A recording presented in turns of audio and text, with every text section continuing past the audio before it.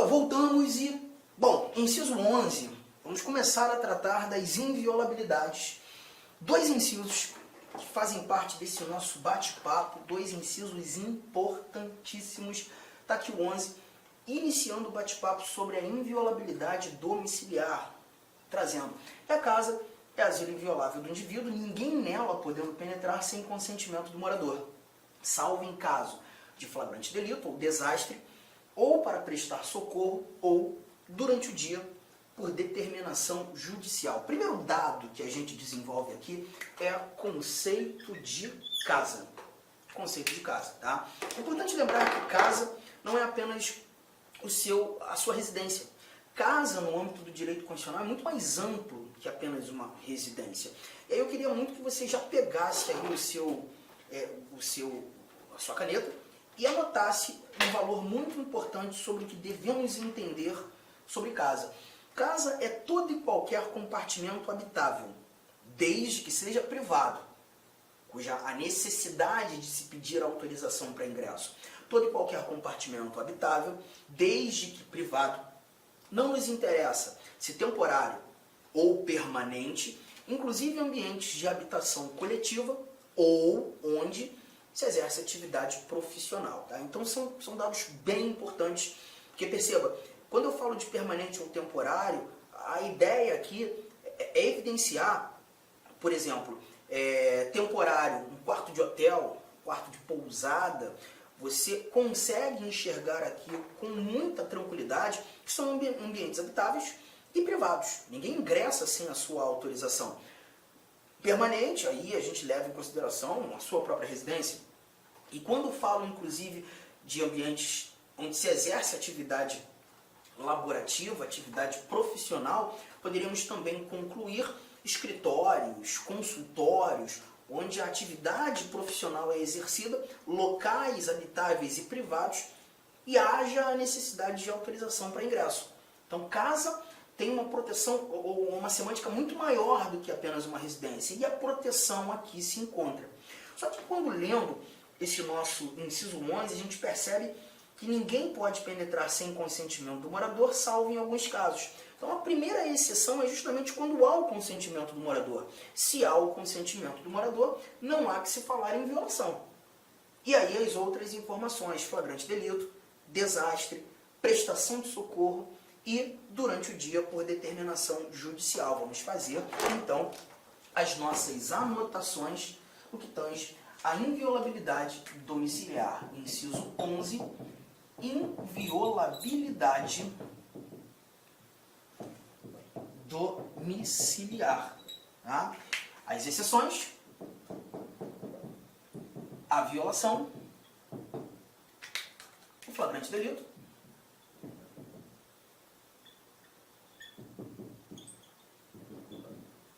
desastre,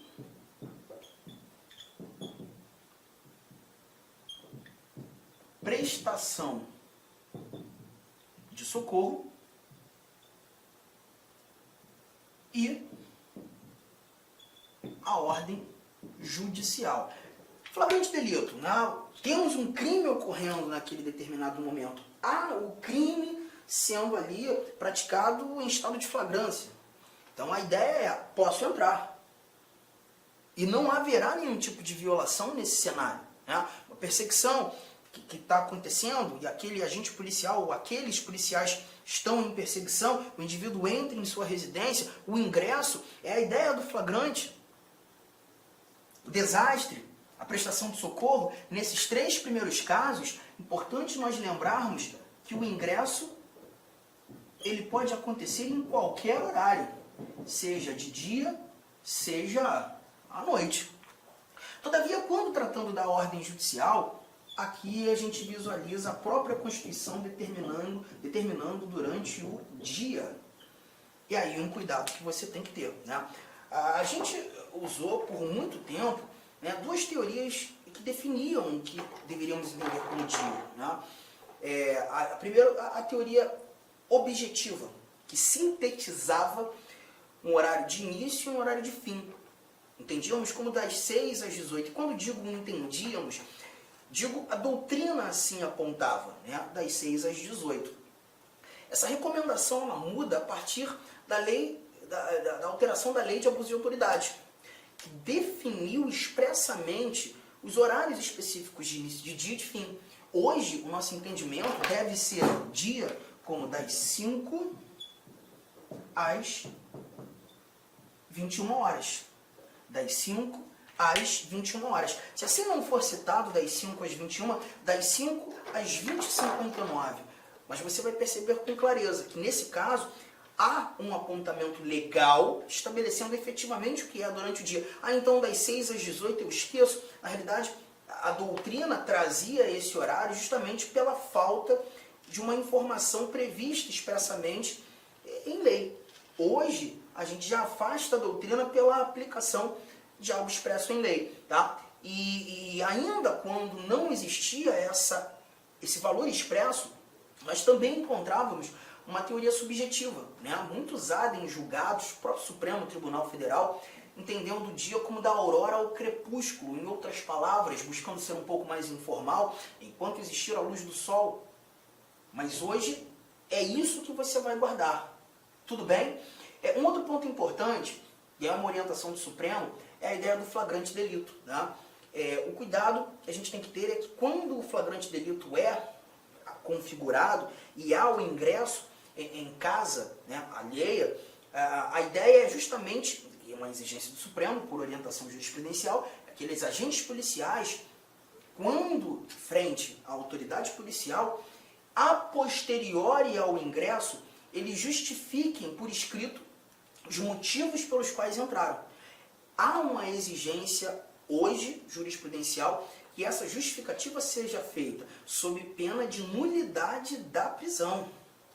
Então é muito importante e ingressei, pois evidenciei o flagrante delito, cumpri aquilo que deveria ser cumprido, a prisão foi efetuada, quando chegando à delegacia, junto à autoridade policial, a posteriori a todo aquele cenário, justificar por escrito os motivos pelos quais o ingresso em domicílio foi ali executado. Tá? Isso é muito importante, a gente não encontra essa informação prevista, mas é uma informação, orientação jurisprudencial, Supremo Tribunal Federal, uma orientação no ano de 2018, quando o Supremo julgou um recurso extraordinário, inclusive em decorrência de uma atividade que aconteceu pela Polícia Militar do Estado de Rondônia. Né? Pararam uma caminhonete, né, na rua e dentro dessa caminhonete eles deflagraram substâncias ilícitas, ali tinha entorpecentes, e aí aqueles agentes policiais simplesmente perguntaram de onde o indivíduo vinha, e ele diz que vinha de uma determinada residência, os policiais foram até lá, entraram sem ordem judicial, mas encontraram um quantitativo gigantesco de tráfego, né, de entorpecentes ali dentro. E aí o flagrante delito foi configurado. Nesse episódio, o Supremo Tribunal Federal acabou sendo provocado depois de toda uma tramitação de processo, buscando inclusive ter do Supremo que essa atividade policial ela foi arbitrária, que deveria tornar nula a prisão. Mas o Supremo não entendeu pela nulidade, evidenciando o flagrante delito, mas exigiu, a partir desse julgado, que essa justificativa a posteriori fosse feita quando do flagrante delito configurado e o ingresso em domicílio. Tá? Então são informações fáceis, tranquilas, que a gente retira desse assunto inviolabilidade domiciliar. Vamos mais, vamos avançar agora sim chegando ao nosso inciso 12. Esse aqui acaba dando um pouco mais de trabalho. A gente conversa bastante sobre a inviolabilidade das comunicações. E aí o inciso 12 já traz pra gente essa informação aqui prevista. Vamos lá? Diz o seguinte, ó. É inviolável o sigilo da correspondência, das comunicações telegráficas, de dados, das comunicações telefônicas, salvo no último caso por ordem judicial, nas hipóteses e na forma que a lei estabelecer para fins de investigação criminal ou instrução processual penal. Primeira coisa que eu vou fazer já será apresentar aqui as comunicações que foram categoricamente protegidas no âmbito da inviolabilidade das comunicações. E quando tratando da inviolabilidade das comunicações, temos aqui as correspondências, Temos aqui as comunicações telegráficas, dados. Olá, meus amigos! Inicialmente eu peço licença a vocês, pois essa aula é uma aula demonstrativa aqui do nosso querido site LAC Concursos, que nós fizemos um curso focado específico da Guarda Civil Municipal de Sorocaba. Curso este completo, ponto a ponto do edital, super atualizado. Tenho certeza que aqui tem todo o conteúdo necessário e suficiente para que você faça uma excelente prova nesse concurso. Professor, o investimento, cara, super promoção, apenas R$ 119,90, você vai ter acesso a todo esse conteúdo, o restante dessa videoaula, você vai ter o PDF, cara, você vai ter muito mais. Cara, e outra coisa, no site, eu peço que você estude via menu Personal Coach. O que é isso? É a nossa metodologia vitoriosa. Tá? Ali, nosso setor pedagógico pegou todo o conteúdo, transformou em metas diárias de estudos. Cada meta que você cumpre é uma meta importante rumo à sua aprovação. Tudo bem? Professor, qual que é a minha meta? É sempre antecipar a meta. Vamos supor que hoje é dia 15 de julho. Cara, você tem que já fazer de hoje e de amanhã, dia 16. Eu vou terminar mais cedo, você refaz, você faz revisão. Você não quer passar? Então vem comigo aqui na LAC Concursos. Tem um link aqui embaixo para você diretamente lá fazer a sua matrícula. Pode vir, não é fake news, cara, não tem golpe. Nossa seriedade aqui é muito grande. Nós queremos que você conheça o nosso serviço. Valeu, tchau!